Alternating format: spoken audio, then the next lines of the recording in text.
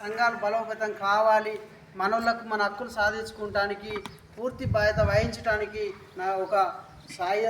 మన సాయం చేయాలనే వ్యక్తిగతంగా అందరితో తిరిగి ఇవాళ ఈ సంఘాన్ని కూడా మనం తీసుకోవడం జరిగింది. ప్రధానంగా సిఐటిలో ఉన్నాక గతంలో కూడా మన ఏఐటీసీలో ఉన్నప్పటికీ కామ్రేడ్ గుమ్మి పుల్లయ్య గారు ఉన్న సందర్భంగా ఎన్నోసార్లు చెప్పేది, రామన్న మన సంఘమే దీనిలోకెళ్ళి, ఎందుకంటే నేను పెద్ద మనిషిని అయిపోయినా మన వాళ్ళకు పూర్తిగా న్యాయం జరగడం లేదు. ఈ సంఘాలు అయితేనేమి, పార్టీ అయితేనేమి, నా అంతు కృషి ఆశయం మూలకు పడేటట్టు ఉన్నదని కూడా కామ్రేడ్ గుమ్మి పుల్లయ్య గారు ఎప్పుడు కానీ నాతో చెప్పేది. ఆయనంతా సిపిఐ సీనియర్ నాయకులు సాయుధ పోరాట వారోత్సవాల్లో కూడా పాల్గొని ఈ కీటం ఫైటర్గా కూడా ఎన్నో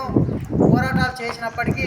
కామ్రేడ్ గుమ్మి పుల్లయ్య గారు ఎన్నో పోరాటాలు చివరితకు ఎర్ర జెండా ఇడిచిపెట్టకుండా సిహెచ్ రాజేశ్వరరావుతో కూడా ఎన్నో పోరాటాలలో పాల్గొని ఈ ప్రాంతంలో ఎర్ర జెండా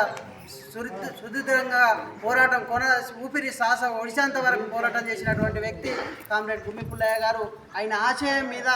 ఈ యొక్క ప్రాంతంలో